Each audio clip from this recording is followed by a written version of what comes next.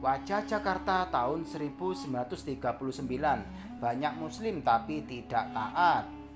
Ibu kota Indonesia, Jakarta, mengalami perkembangan pesat dari berbagai hal dalam waktu 1 abad terakhir. Kota satu ini amat spesial karena memiliki status setingkat dengan provinsi. Dalam perkembangannya, Jakarta sempat beberapa kali berganti nama, mulai dari Sunda Kelapa, Jayakarta hingga Batavia. Pada tahun 1939, beberapa peneliti Elliott Geographical Section mengunjungi Jakarta yang ketika itu masih bernama Batavia hingga ke Bandung. Penyusuran dilakukan di sepanjang Jakarta hingga Bandung, melintasi 2 jalur utamanya yakni via Bogor, Sukabumi dan Cianjur, juga via Karawang, Purwakarta dan Padalarang. Penelitian dilakukan dengan banyak indikator mulai dari bentuk pemerintahan, jumlah penduduk hingga suplai listrik dan air di setiap kota yang peneliti kunjungi. Setelah meneliti secara lengkap, Elliott Geographical Section kemudian menerbitkan buku studi ruang lingkup atau Terrain Studies Batavia Bandung.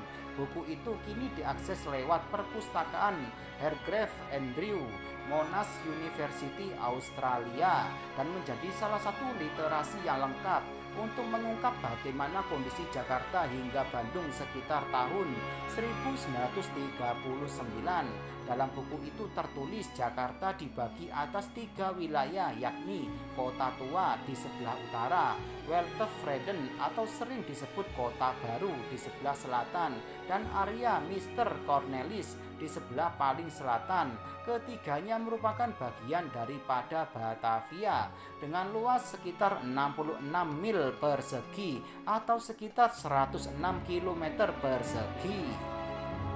Kota Tua didirikan oleh Gubernur Jenderal Coin pada era Vereenigde Oostindische Compagnie atau VOC.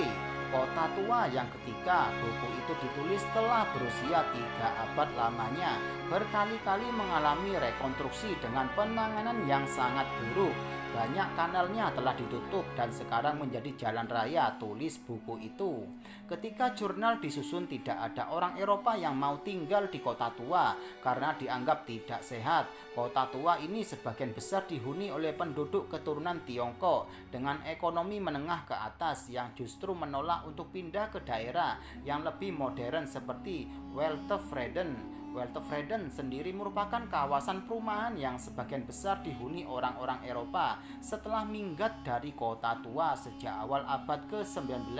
Ketika itu daerah ini telah mengalami beberapa kali perluasan. Di sebelah selatan, Weltevreden adalah kota Mr. Cornelis yang dihapus sebagai kota mandiri pada tahun 1935 dan bergabung dengan Batavia. Mr. Cornelis merupakan seseorang dengan harta kekayaan melimpah dan memiliki kebun besar di daerah Ciliwung. Di Batavia dengan iklim yang sangat panas ini, pemerintahan diatur oleh wali kota beserta para dewannya yang terdiri dari 42 anggota. Dewan-dewan itu terdiri dari 24 orang Belanda, 12 pribumi dan 6 warga keturunan lainnya. Pembagian tugas pemerintahannya cukup simpel. Administrasi harian merupakan tanggung jawab wali kota dan 4 anggota dewannya. Sementara dewan lainnya mengurusi hal-hal lain seperti pekerjaan umum dan sistem penyediaan air, pengembangan dan perumahan, kesehatan, pemadam kebakaran, dan kedokteran hewan. Di sisi lain, ketika itu Jakarta dijaga oleh 1.250 aparat polisi yang berada di bawah kendali Residen Batavia sebagai kepala polisi. Yang pertama, dihuni oleh pribumi, orang Eropa dan keturunan Tiongkok. Buku studi ruang lingkup Terrain Studies Batavia Bandung ini mencatat sensus Batavia terakhir, yakni pada tahun 1930, di mana sensus dibagi menjadi beberapa kategori berdasarkan ras.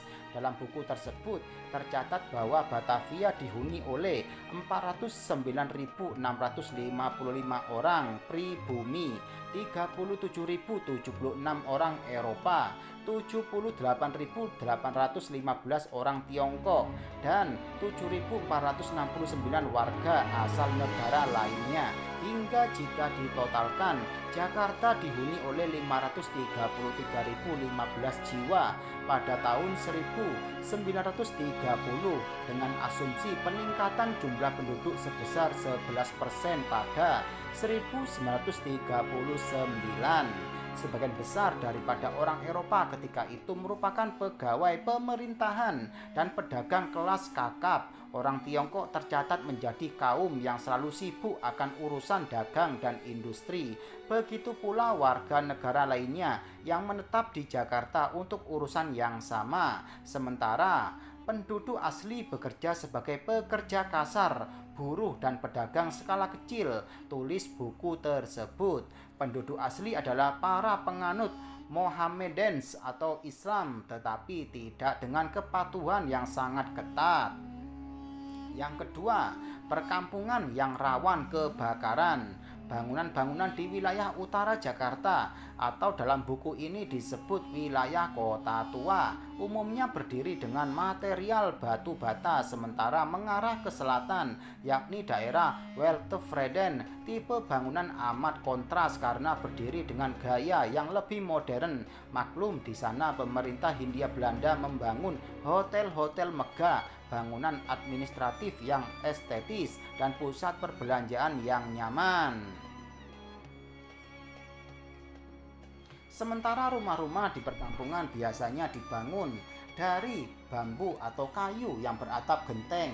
Daerah kampung ini meliputi 5 km persegi area kota tua, 2 km persegi area Weltevreden atau sekitar Sawah Besar, Jakarta Pusat, dari RSPAD Gatot Subroto hingga Museum Gajah, dan 2 km persegi area milik Mr. Cornelis. Di kampung, orang-orang pribumi biasanya tinggal bersamaan dengan pendatang asal Tiongkok dengan ekonomi menengah ke bawah, pendatang asal Arab, dan penduduk keturunan Indonesia Eropa. Ketika itu, para peneliti menilai kedekatan rumah-rumah di perkampungan dapat menimbulkan risiko yang serius, yakni kebakaran besar yang sulit ditangani. Yang ketiga, dipuji atas pasokan air yang mumpuni.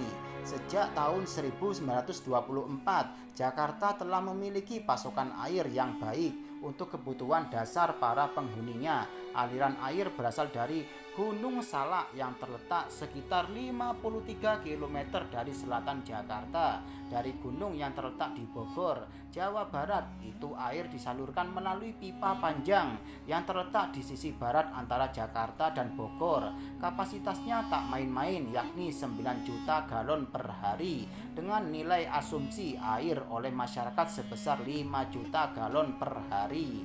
Kualitas air dinilai sangat baik sampai-sampai para peneliti mengatakan jika air tersebut layak untuk dikonsumsi sekalipun tanpa melalui proses sterilisasi. Yang keempat, sumber daya listrik dari 3 pembangkit. Di sisi lain, ketika itu Jakarta telah diterangi oleh listrik yang dipasok dari 3 pembangkit, diantaranya yakni Krajak PLTA Krajak Bogor, Obruk PLTA Ubruk Sukabumi, dan Weltevreden terletak di area Gambir Jakarta dan kini telah tiada.